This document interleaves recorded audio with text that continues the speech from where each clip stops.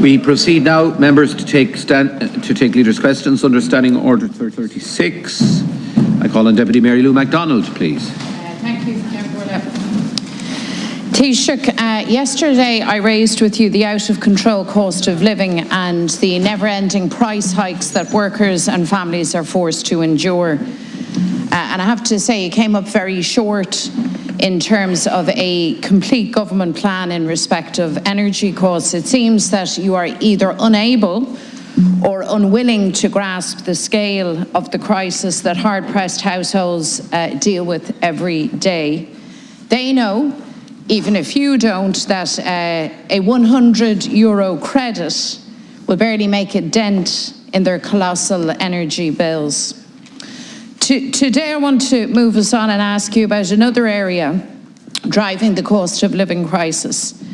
Rip-off rents continue to soar on your watch in government. In fact, since Fianna Fáil and Fine Gael came together in 2016, rents have jumped by a colossal 46%. Last year alone, rents increased by over 8%.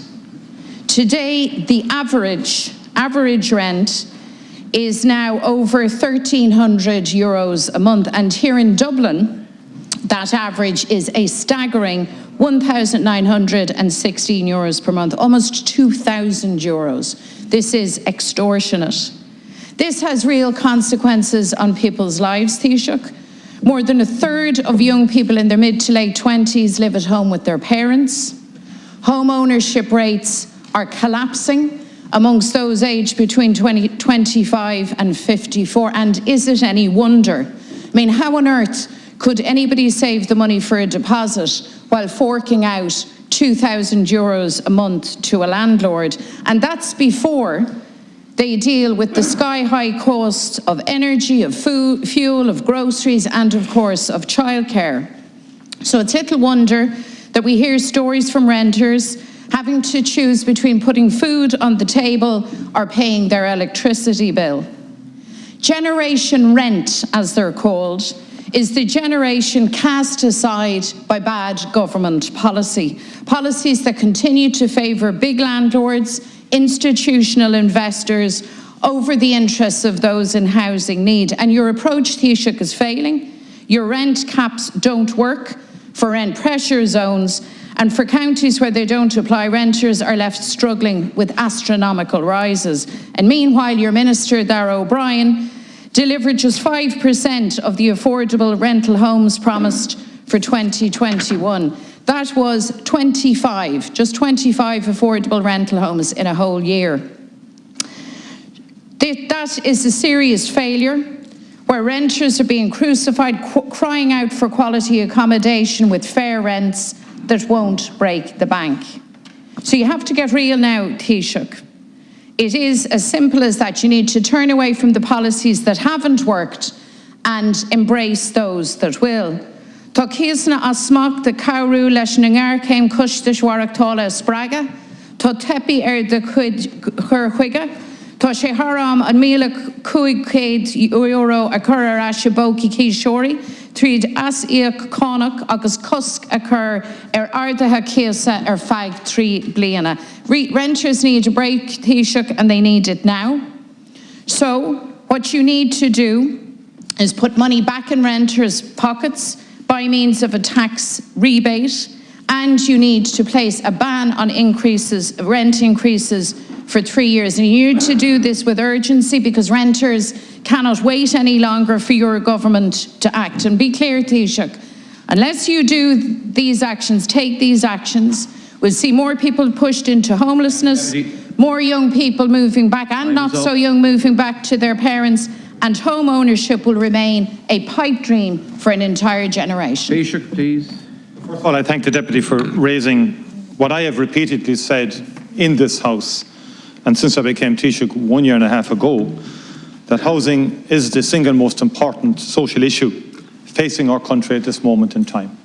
It is an enormous challenge that goes to the heart of cohesion within society, but above all, of giving younger generations in particular the opportunity to own their homes, to be able to buy homes at an affordable rate and to be able to rent at an affordable rate. And in addition to that, then, those who are not in a position, because of income and so forth, that we provide sufficiency of public housing supply to enable people to get housing at the social housing level. And that is why Housing for All represents a step change in housing policy. It's a whole-of-government approach to, first of all, increasing significantly supply and getting more houses built on an annual basis. We were stymied and knocked back a bit with COVID-19 in terms of the 2 lockdowns we experienced in 2020 and 2021, but we've bounced back well in terms of construction. And the good news is that up to 30,000 commencements have now been recorded to the 12 months up to last September. That's very positive news. And the momentum is there and the pipeline is there, because supply is important in terms of ensuring affordability, but also ensuring an adequacy of housing available across all the different models. And Housing for All allows for cost rental, affordable homes, social housing, as well as private sector investment, which we do need.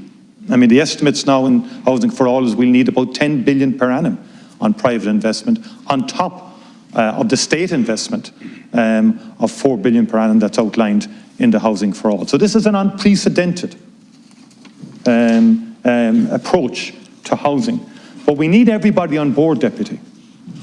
And I was struck, and I said it to you yesterday, when we, at the Cabinet yesterday, sanctioned the Devoney Gardens project. It is an illustration of what is holding back housing policy in this country. That the most recent attempts, it started in 2008, but in 2015, attempts were made to get that project off the ground. It was defeated by politics on a consistent basis. What the Irish people cannot afford, Deputy, and what the renters cannot afford, is your party and others, and others, I apply to everybody, consistently opposing housing projects that will increase supply. You've approached Devoney Gardens, you've opposed developments for Oscar Traynor. It's estimated that about you've opposed the construction of 6,000 homes. It does not stack up, and your performance on the ground in councils the length and breadth of the country cannot be reconciled with what you are saying in this House at all. Because if we agree it's a crisis, and I do, I believe it's a crisis, it is a crisis. But the most effective way of dealing with it is to get housing supply in place, and also to give people strength and capacity in terms of incomes and jobs. And the good news, at least this morning, is that over the next number of years, the central bank is projecting another 167,000 additional jobs. We are responding well back from the COVID recession to an extraordinary degree. In terms of the jobs that will be created. We will exceed our jobs target in our recovery plan much earlier now than would have been anticipated last year. So everything that possibly can be done will be done. Your proposals lack depth and lack substance, Deputy, and there is absolutely no evidence at all that they would result in any reduction in rents. Deputy Carty, because you're not the again, exactly, and the rents, and the issue with your legacy, Deputy, is you're rubbishing every person who provides housing for rent, because they're all leaving the market. They're all leaving the market because of the narrative that you have been putting through all the time. And I do really think you need to address, we're going to address this on all fronts. It's a very serious issue. Time is up. We need to provide for it. But I really would respectfully suggest that this endless opposition to housing projects is not going to help renters, and it's not going to help house construction in this country. Please, now, deputies, can I ask you to adhere to the time limits that are set down? And could we please give up the heckling? It doesn't really show the House in a very good light to the citizens who are at home looking in. So please, little bit of decorum, Deputy Carty. Little bit of decorum, Deputy Carty. Deputy Mary Lou McDonald, please. So you have failed in terms of supply and affordability. Those are your facts. Let me help you, Taoiseach, to try and absorb the reality. So this is the storage room. This accommodation would set you back just €300 a month, probably considered good value in your housing market. This Taoiseach, another Dublin for rent, it's actually a converted hallway. This is a converted hallway. This would knock you back €910 a month, probably a snitch in your mind. Or what about this? This is from Cork. And in this particular rental accommodation, you could touch your fridge if you stretched your feet out of your bed. That's the reality, Taoiseach. That's the reality for generation rent. Don't you dare talk to me about false narratives or claim that you understand the crisis. You clearly don't. While you're there scratching your head, I've told you two things you can do that will work. Money back into renters' pockets by way of a tax rebate. Do that.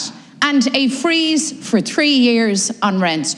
Do that, and then we might believe, and more importantly, generation rent and renters might believe that you finally get it. Deputy.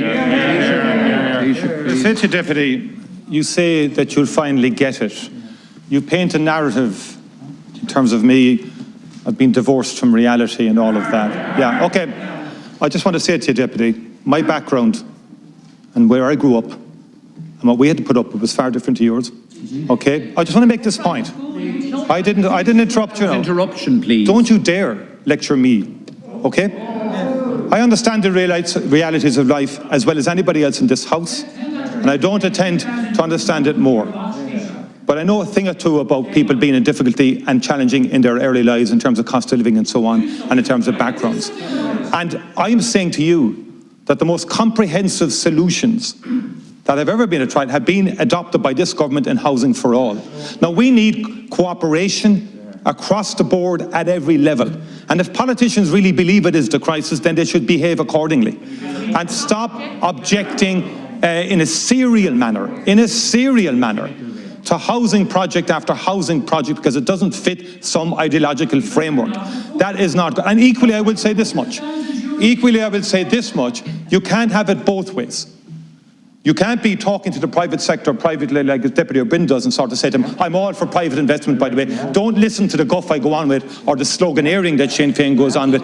There's a warm house for you too here when Sinn Féin gets back into power. And that's the sort of both sides of the mouth behaviour that's been going on.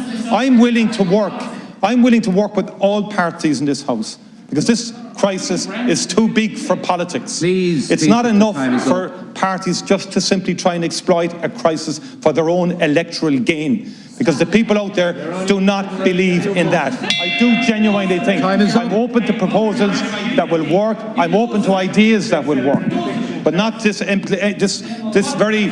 Sorry, look, no, Deputy, you're not leader. You weren't appointed. Deputy Doherty. You're not appointed leader by your the political, okay? Taoiseach, so please. Just back off. You resume your seat. Can I just say, if people are going to, as a strategy, think that they'll frustrate this House by constantly heckling, I am going to respond by suspending the House. So please don't make me do that. Please show a little bit of respect. Now,